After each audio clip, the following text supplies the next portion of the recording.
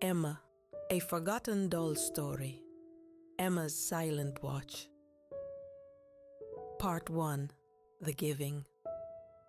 The attic smelled of cedar and memories. Light filtered through a small round window, casting a honey-colored beam across the dusty floorboards. In this light, among trunks of forgotten clothes and boxes of holiday decorations, sat a solitary cardboard box. Its corners were softened with age, its sides bulging slightly, as if protecting the treasures within. Inside, wrapped in tissue paper, turned yellow with the decades, was Emma. She had been beautiful once. Her porcelain face, though now webbed with the finest of hairline cracks, still held the serene expression her maker had given her in a factory in 1939. Her blue glass eyes, designed to close when she was laid down, remained perpetually open now, staring upward at the peaked roof of the attic. The pink had long faded from her cheeks, and her once golden curls had dulled to the color of wheat in winter. Emma had been forgotten, but Emma remembered everything.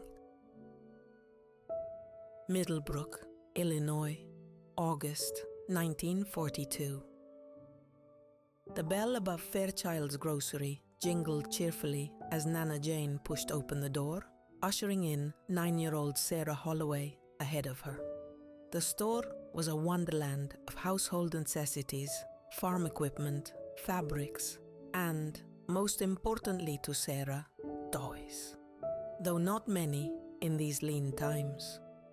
"Good afternoon, Mrs. Fairchild," Nana Jane called to the gray-haired woman, arranging canned goods on a shelf. "Jane Thompson, what a lovely surprise," Mrs. Fairchild replied, climbing down carefully from her step stool. "And little Sarah, too. My, how you've grown." Sarah smiled politely, but her attention was already wandering to the glass display case near the register. Inside, protected from dust and curious fingers, sat several dolls. One in particular caught her eye. A porcelain-faced beauty with golden curls and a blue dress that reminded Sarah of the sky on the clearest summer day. "Now, Sarah," Nana Jane said, following her granddaughter's gaze, "remember why we're here. Your mother needs flour and sugar for tonight's dinner, and I promised her we'd be quick about it." "Yes, Nana," Sarah replied, though she couldn't tear her eyes away from the doll. Nana Jane smiled knowingly at Mrs. Fairchild. "Perhaps Sarah could look at the toys while we collect what we need?" Mrs. Fairchild nodded. "Of course. Just be careful with the glass case, dear." Sarah approached the display reverently. There were 5 dolls in total, 3 with painted cloth faces, one made of a new material called plastic that Mr. Fairchild had been excited about last time they'd visited, and then the porcelain beauty. Sarah pressed her nose to the glass, drinking in every detail of the doll's face and dress. "She's awfully pretty, isn't she?" Mrs. Fairchild said, appearing beside Sarah. "She's the most beautiful doll I've ever seen," Sarah whispered. "What's her name?" "Well, she doesn't have one yet. That's for whoever takes her home to decide." Sarah ran her fingers over the glass, tracing the outline of the doll's face. "I'd call her Emma." "Emma," Mrs. Fairchild repeated. "That's a lovely name." From across the store, Nana Jane watched her granddaughter's fascination with a thoughtful expression. Sarah was the middle child of 5, often lost in the shuffle of her busy household. With her father newly deployed and her mother working harder than ever to keep the family afloat, there had been precious little time for special attention. Jane made a mental note, then called, "Sarah, come help me carry these packages, please." As they walked home along Maple Street, Sarah chattering about school, starting in 2 weeks, Nana Jane made plans.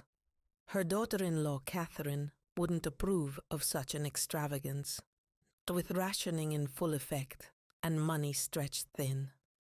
But Jane Thompson had never been one to ask permission, especially when it came to spoiling her grandchildren. Catherine Holloway wiped her brow with the back of her hand, leaving a streak of flour across her forehead. The kitchen was sweltering in the August heat, but the bread wouldn't bake itself. With 5 children to feed and her husband David overseas, every penny had to stretch. Store-bought bread was a luxury they could no longer afford. "Mama," Bobby took my book again. 12-year-old Margaret called from the living room. Did not. She wasn't even reading it. Bobby, 11 and indignant, shouted back. Catherine closed her eyes and counted to 10. "Margaret, please come finish kneading this dough. Bobby, return your sister's book and go check if the beans need watering." A flurry of complaints followed, but Catherine's firm tone eventually prevailed. She glanced at the clock on the wall. Nearly 5. Sarah and her grandmother should have been back by now. She hoped Jane hadn't gone overboard at the store again. The woman meant well, but she seemed to forget there was a war on. The front door opened, and Sarah's voice filled the house. "Mama, we're back." Catherine wiped her hands on her apron and went to meet them. Sarah bounded in, carrying a small paper bag of sugar. Behind her, Jane struggled with a larger sack of flour. "Let me help you with that, Nana Jane," Catherine said, taking the flour. "Thank you, dear. These old bones aren't what they used to be," Jane said, with a wink at Sarah, who giggled.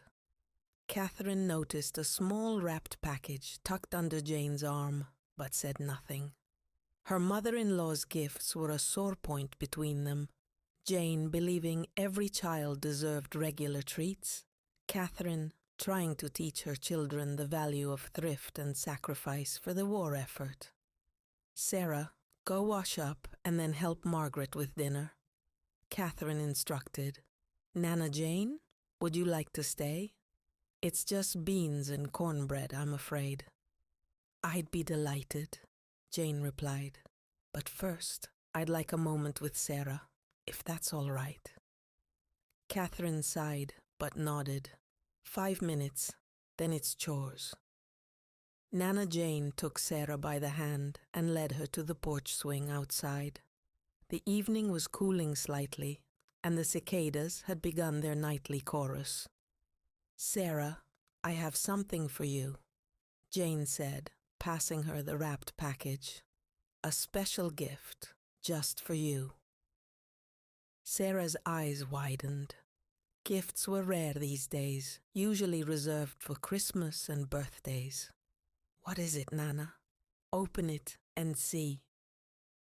With careful fingers, Sarah unwrapped the brown paper. As the last fold fell away, she gasped. There in her hands was the porcelain doll from Fairchild's grocery, her painted face serene, her blue glass eyes shining in the evening light. "Emma," Sarah whispered. "Mrs. Fairchild told me you'd already named her," Jane said with a smile. "I thought she might like to come live with you." Sarah threw her arms around her grandmother's neck. "Oh, Nana, thank you, thank you." Nana Jane hugged her back, savoring the moment. At 72, she didn't know how many more such moments she would have. Her heart had been giving her trouble lately, though she hadn't told Catherine or the children. "You take good care of Emma now. A doll like that is meant to be loved for generations." "I'll keep her forever," Sarah promised, cradling Emma carefully in her arms. The screen door creaked open, and Catherine appeared. her expression a mixture of exasperation and resignation when she saw the doll. Nana Jane? Now, Catherine, before you say anything, I want you to know I've been saving for this. It's not coming out of your household money. Catherine softened slightly. It's not about the money. It's... She glanced at Sarah's rapt face and stopped herself. We can discuss it later. Sarah, inside now. Margaret needs help setting the table. Sarah clutched Emma to her chest. Can Emma sit with us at dinner? Dolls belong in bedrooms, not at the dinner table, Catherine said firmly. I'll keep her safe in our room. Sarah promised, referring to the bedroom she shared with Margaret and 3-year-old Lucy. As Sarah disappeared inside, Catherine turned to her mother-in-law. Jane, we've talked about this. The children need to understand sacrifice right now.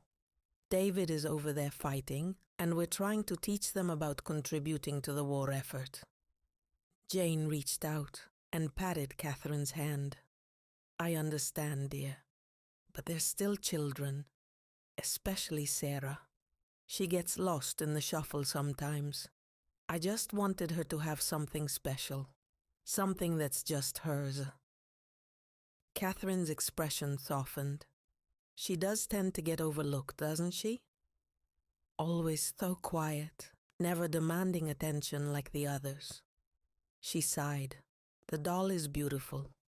But please, in the future, consult me first. Jane smiled innocently. Of course, dear. Now, tell me about this cornbread of yours. Did you use my recipe? That night, Emma sat propped against Sarah's pillow, her blue glass eyes reflecting the warm glow of the bedside lamp. Margaret, in the twin bed across the room, was already engrossed in her book, while little Lucy slept soundly in her crib in the corner. She's awfully fancy, Margaret commented, glancing up. What if you break her? I won't, Sarah said defensively, smoothing Emma's blue dress. Nana Jane says she's meant to last for generations. Margaret shrugged. Just don't let Bobby see her. You know how he is with our things. Sarah nodded solemnly. Her brother had a habit of borrowing his sister's possessions for his elaborate backyard war games. Many a hair ribbon had been sacrificed as a flag for his mud forts. Emma will stay right here when I'm not playing with her, Sarah declared, and I'll be very careful. When the lights were turned out and Margaret's breathing had deepened into sleep, Sarah lay awake, Emma tucked safely in the crook of her arm. Through the thin walls, she could hear her mother's muffled voice reading a letter from her father to 5-year-old Tommy, who'd been allowed to stay up later as a special treat. Daddy says he misses us all very much. Her mother's voice drifted through. He especially wants Tommy to remember to be the man of the house and help Mama with chores. Sarah hugged Emma closer.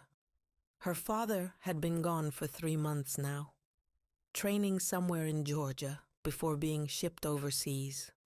She missed the way he'd swing her up onto his shoulders, the rumble of his laugh, even the smell of his pipe tobacco that her mother used to complain about. Emma, she whispered, I'm going to tell you all about my daddy. He's very brave and strong. He's fighting in the war to keep us safe. Mama says he'll be home before we know it, but it already feels like forever. In the darkness, Sarah could almost imagine that Emma's painted lips curved into a small, understanding smile. The next morning, Emma watched from her place on Sarah's pillow as the Holloway household burst into its daily chaos. Bobby and Tommy wrestled their way down the hallway to the bathroom. Margaret complained that someone had used her hairbrush. Little Lucy wailed from her crib, demanding breakfast. And through it all, Catherine's voice orchestrated the symphony of morning chores. Beds to be made, dishes to be washed, garden to be tended. Sarah carefully lifted Emma from the pillow. "You stay here while I do my chores," she told the doll. "Then we can play." Emma sat patiently as the hours passed. From her vantage point, she could see out the bedroom window to the backyard, where the Holloway children weeded the victory garden their mother had planted in the spring. Bobby complained loudly about the tedium, while Margaret reminded him that soldiers didn't complain about their duties. Sarah worked quietly, methodically pulling dandelions from between the rows of carrots and beans. Inside Emma, in the place where a heart would be if dolls had such things, a warm glow began to spread. In the factory where she had been made, amid the clatter of machinery and the efficient hands of workers, no one had told Emma what her purpose would be. But sitting here, watching Sarah work in the garden, she began to understand. She was to be Sarah's confidant, her silent friend, the keeper of secrets and dreams, too precious to share with the noisy world of siblings and chores and rationed sugar. When Sarah returned, her hands were dirty, but her face was proud. "We got all the weeds, Emma. Mama says our garden is growing better than Mrs. Peterson's down the street, and she's been gardening for years." Sarah washed her hands in the bathroom sink, then returned to lift Emma carefully from the pillow. "Let me show you our house," she whispered, and began a tour of the modest two-story home on Elm Street. The Holloway house was nothing grand. A wooden structure built in the early 1920s, with slightly sloping floors and windows that stuck in humid weather. But to Sarah, it was the whole world, and she proudly showed Emma every corner, from the kitchen with its massive cast-iron stove to the small sewing room where Catherine altered clothes and mended socks in the evenings. "And this," Sarah said, opening a door off the main hallway, "is Daddy's study. We're not supposed to play in here, but I want you to see it." The room was small and smelled of leather and paper. David Holloway's desk sat before the window, everything arranged just as he'd left it. Pen holder, blotter, the framed photograph of Catherine on their wedding day. On the wall hung a newer photograph of David in his army uniform, his face serious, but his eyes kind. "That's my daddy," Sarah told Emma. "He's fighting in Europe.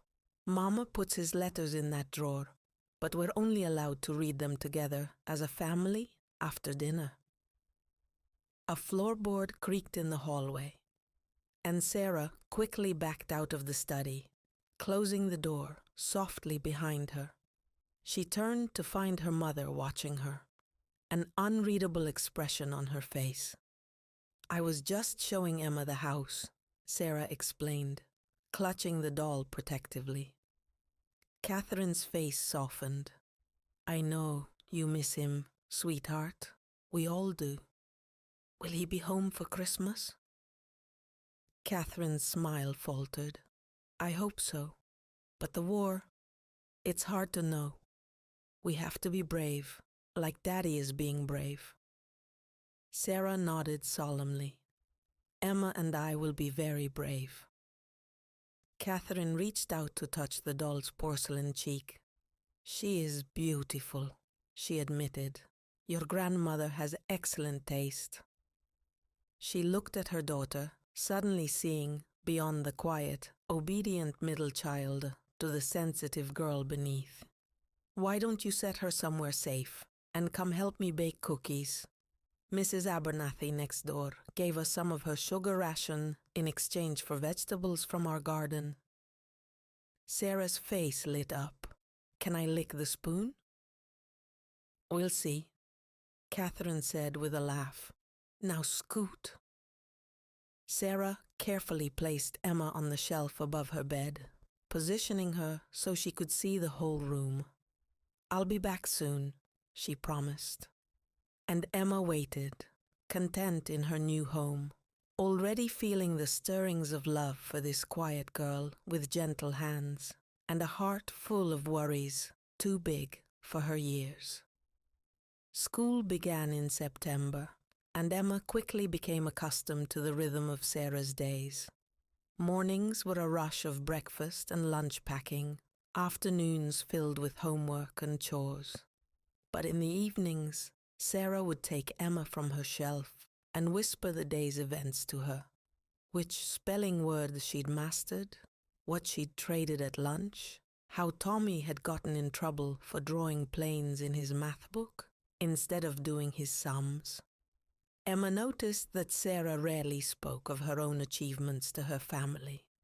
When Catherine asked about school at dinner, it was Margaret who announced her perfect score on the history test, Bobby who complained about the unfairness of geography, and Tommy who proudly displayed the gold star he'd received for his alphabet work.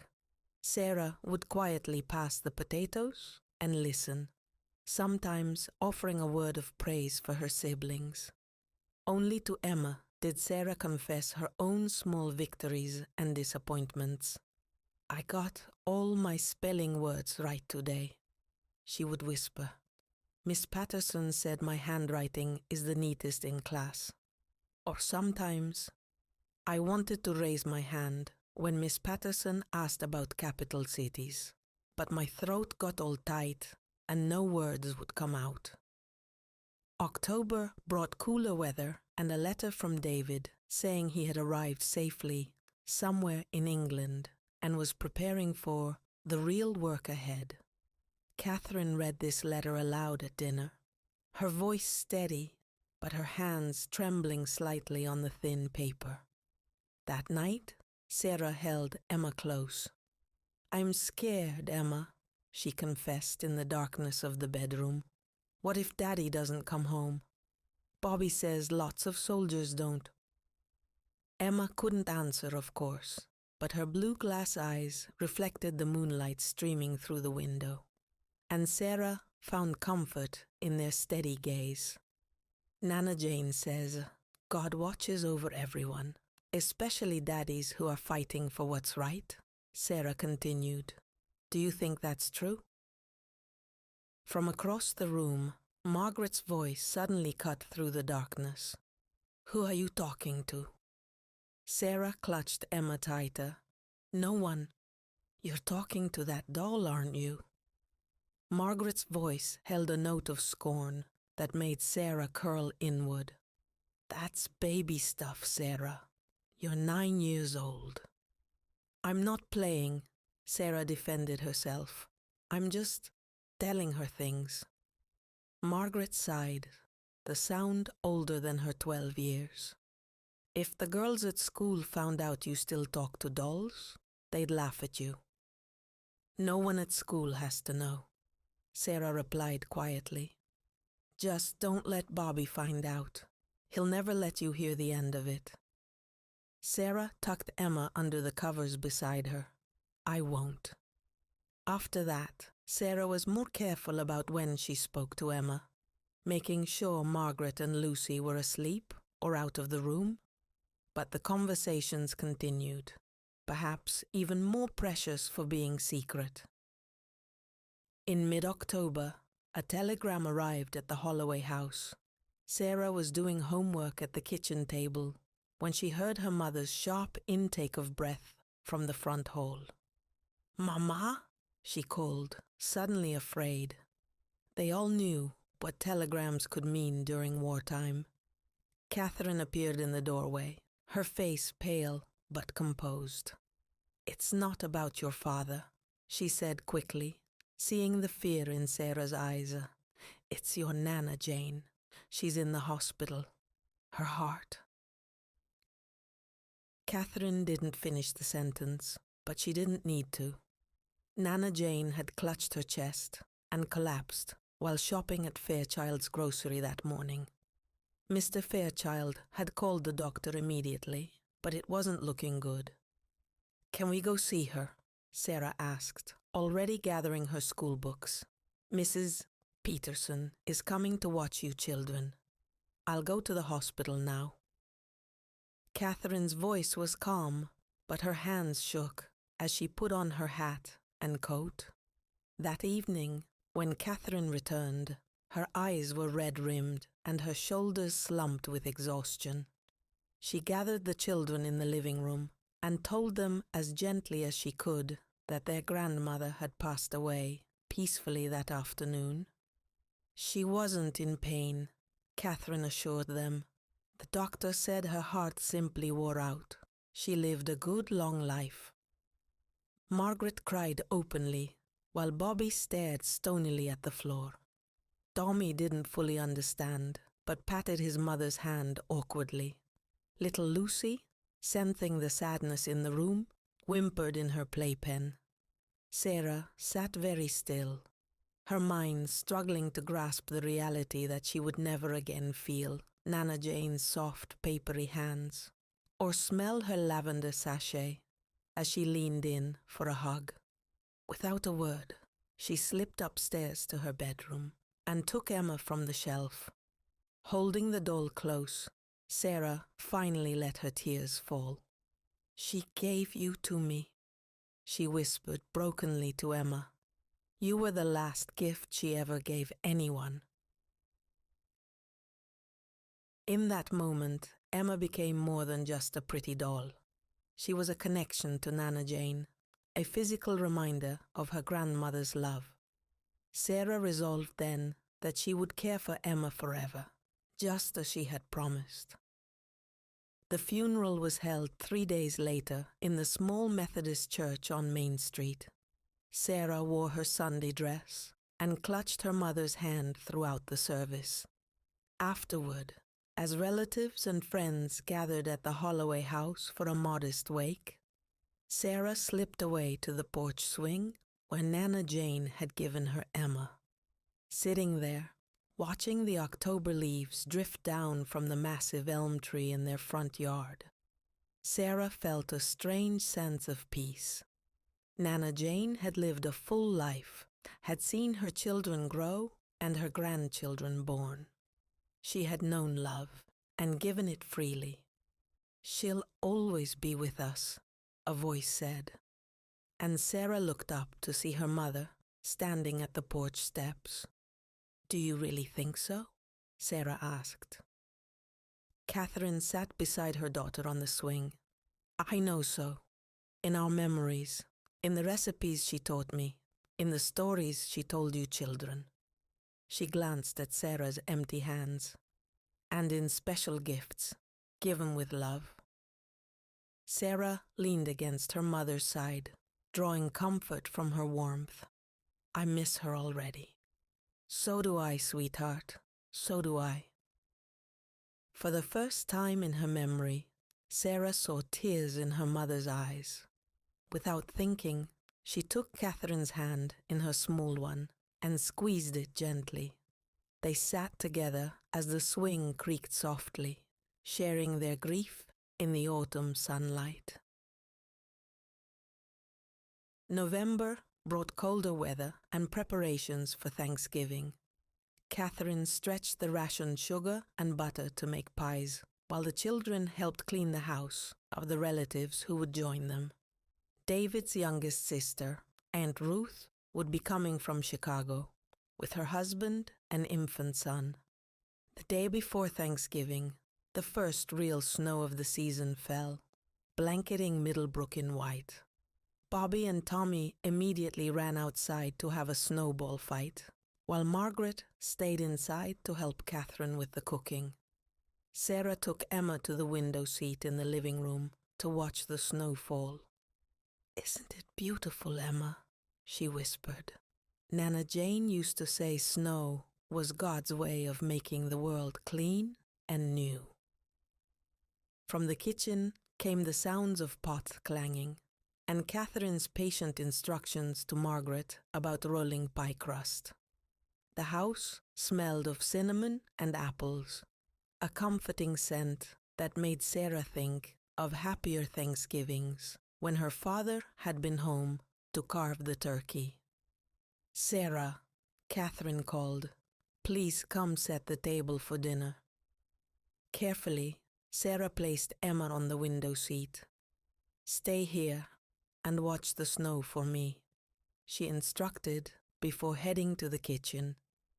Later that evening, after the younger children were in bed, Catherine found Sarah in the living room, still watching the snow with Emma beside her. "It's getting late, sweetheart," Catherine said gently. "Time for bed." Sarah nodded but didn't move immediately.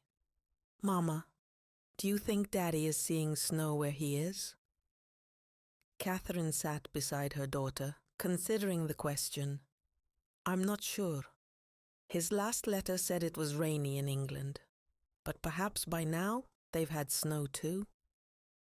I wish he could be here for Thanksgiving." "So do I." Catherine put her arm around Sarah's shoulders. "But we have much to be thankful for, even so. We're all healthy, we have a warm home and enough food, and we have each other." Sarah leaned into her mother's embrace. "And we have Emma," she added, touching the doll's cool porcelain cheek. Catherine smiled wryly. "Yes, and we have Emma." She kissed the top of Sarah's head. "Now, off to bed with both of you. Tomorrow will be a busy day." Thanksgiving Day dawned bright and clear, the snow glistening in the morning sunlight. Sarah dressed carefully in her best dress, then positioned Emma on her pillow, before going downstairs to help with last-minute preparations. Aunt Ruth and Uncle George arrived mid-morning, their baby son, Alfred, bundled against the cold. The house soon filled with the chaos of family. Bobby showing Uncle George his collection of model airplanes. Margaret cooing over baby Alfred, Tommy underfoot in the kitchen, until Catherine sent him to the living room with a bowl of nuts to shell. Sarah moved quietly through the day, helping where needed, but never drawing attention to herself. It was her way to observe, to assist, to remain on the periphery of the family's bustling activity. During dinner, as Catherine carved the turkey in David's absence, Aunt Ruth asked each person to share something they were thankful for. Margaret was thankful for her books, Bobby for his models, Tommy for the snow. When it was Sarah's turn, she thought for a moment, then said softly, "I'm thankful for memories of Nana Jane, and for Daddy fighting to keep us safe, and for Emma." "Emma?" Aunt Ruth questioned. "Her doll," Margaret explained with a slight eye roll.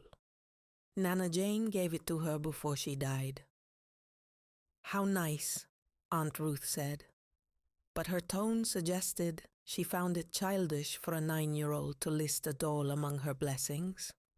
Later, as the adults washed dishes and the younger children played a board game in the living room, Sarah slipped upstairs to check on Emma.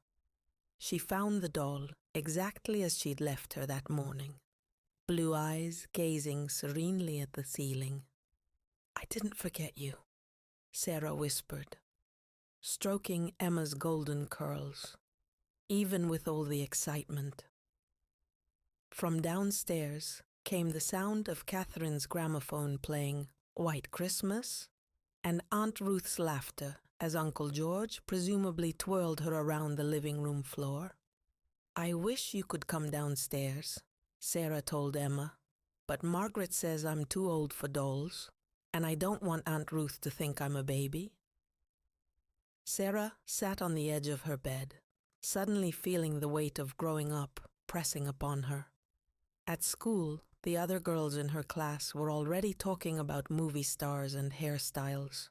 Few still played with dolls, at least not openly.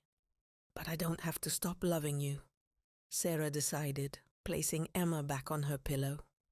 "I'll just keep it private. that's all. As the holiday season progressed, Sarah found herself spending less time openly playing with Emma and more time simply talking to her in the privacy of her bedroom. Emma became her confidant, the silent receiver of hopes, fears, and observations that Sarah didn't share with anyone else. December brought more snow and preparations for Christmas. Catherine hung stockings on the mantelpiece, one for each child and one for David, though they all knew he wouldn't be home to fill it. Letters from overseas came less frequently now, and when they did arrive, they were heavily censored, black lines obscuring any details of David's location or activities. One evening, as Sarah sat doing her arithmetic homework at the kitchen table, a knock came at the front door. Catherine wiped her hands on her apron and went to answer it. Sarah heard a man's voice, then her mother's surprised exclamation. "Children," Catherine called, her voice trembling with an emotion Sarah couldn't identify. "Come quickly." Sarah rushed to the front hall to find her mother accepting a large box from Mr. Jenkins, the delivery man from the railway station. "It's from your father," Catherine explained, her eyes shining. "A Christmas package from overseas." The children gathered around as Catherine placed the box on the living room floor. With careful hands, she cut the string and opened the cardboard flaps. Inside, wrapped in newspaper, were small packages labeled with each family member's name. "Can we open them now?" Tommy begged, bouncing on his toes. Catherine hesitated, then nodded. "I think Daddy would want us to." One by one, the children unwrapped their gifts. Tommy received a wooden airplane, meticulously carved. Bobby got a real English pocket knife, which made his eyes widen with delight. Margaret found a small leather-bound book of Shakespeare's sonnets, while little Lucy received a soft knitted rabbit. Sarah's package was small and square. She unwrapped it slowly, savoring the moment of connection with her distant father. Inside was a delicate silver locket on a thin chain. When she opened it, she found a tiny photograph of David in his uniform on one side, and on the other, a lock of his dark hair. "Oh, Sarah," Catherine breathed, looking over her shoulder. "It's beautiful." Sarah couldn't speak around the lump in her throat. She simply nodded, closing her fingers carefully around the precious gift. "Let me help you put it on," Catherine offered, taking the necklace and fastening it around Sarah's neck. "There. Now you can keep your father close to your heart until he comes home." That night, after everyone else was asleep, Sarah showed the locket to Emma. "See, it's Daddy," she whispered, holding the open locket close to the doll's painted face. "Now I can carry him with me always, just like I carry Nana Jane's love with me through you." Emma's blue glass eyes reflected the moonlight as Sarah talked. Her painted lips curved in what Sarah chose to believe was a smile of understanding. Christmas came and went, followed by a long, cold January. School continued, as did the daily chores and weekly letter-writing sessions to David. Sarah wore her locket every day, often touching it for comfort when she felt anxious or alone. In February, Catherine caught influenza and was bedridden for nearly 2 weeks. Margaret, at 12, stepped up admirably to manage the household, but the strain showed on her young face. Sarah quietly took on extra chores, making sure Lucy was dressed properly each morning, and Tommy's lunch was packed for school. One evening, as Sarah was reading to Lucy before bedtime, Margaret appeared in the doorway, her expression unusually soft. "Mama's asking for you," she said, Sarah marked her place in the book and tucked Lucy into bed before heading to her mother's room.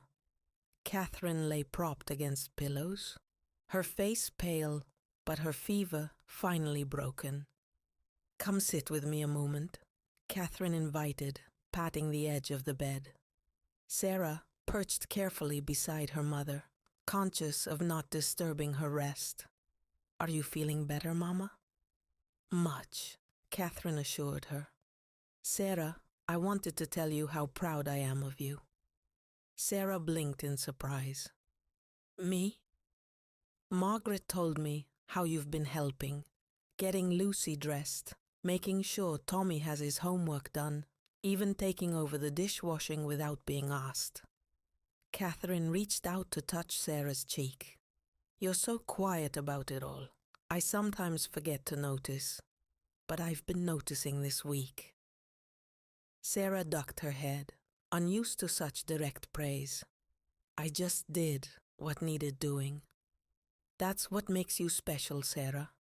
You see what needs to be done, and you do it without fuss or complaint." Catherine's eyes were tired, but warm. "You remind me of your father that way." Sarah fingered her locket. "I do?" "Very much so. He's never been one for grand gestures or loud proclamations. He simply does what's right, quietly and thoroughly." Catherine smiled. "It's a rare quality and one to be cherished." Later, Sarah shared this conversation with Emma, her cheeks still warm with the unusual praise. "Mama says I'm like Daddy," she whispered proudly. "I didn't know that before." As winter slowly gave way to spring, the war news grew both better and worse. The newspapers reported Allied victories, but also growing casualty numbers. Catherine filtered what she shared with the children, but Sarah would sometimes overhear her discussing the news with Mrs. Peterson or Aunt Ruth when they visited. In April, just as the first crocuses were pushing through the melting snow in the Holloway's front yard, another telegram arrived. This time, when Catherine opened it, she sank slowly onto the hall bench, her face draining of color. Sarah, who had been practicing piano in the living room, rushed to her mother's side. "Mama, what is it?" Catherine looked up, her eyes unfocused for a moment before settling on Sarah's face. "Your father," she said, her voice barely audible. "He's been wounded." The telegram didn't contain many details, only that Sergeant David Holloway had sustained injuries in action and was being transported to a field hospital. His condition was listed as serious but stable. That night, after Catherine had broken the news to all the children and finally retreated to her own room, Sarah sat on her bed with Emma cradled in her arms.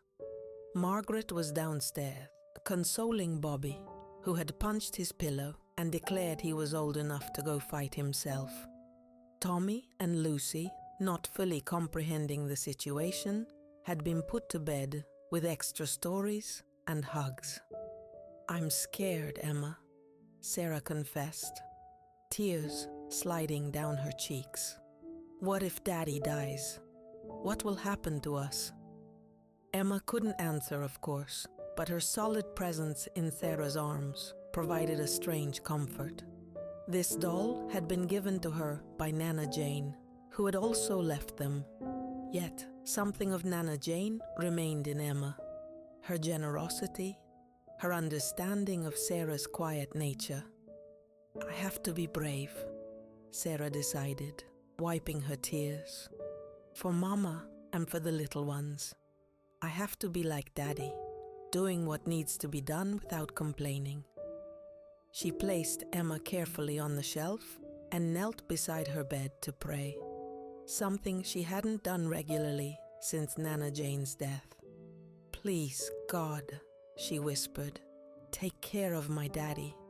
Bring him home to us and help me be strong like Mama for everyone's sake." The following weeks were a time of anxious waiting. Letters from David stopped completely, and Catherine made daily calls to the Army office in Chicago, trying to get more information. Finally, in early May, a letter arrived. Not from David, but from an Army nurse named Helen Parker. Catherine read it at the kitchen table, her hands trembling slightly. "Your father is alive," she told the children.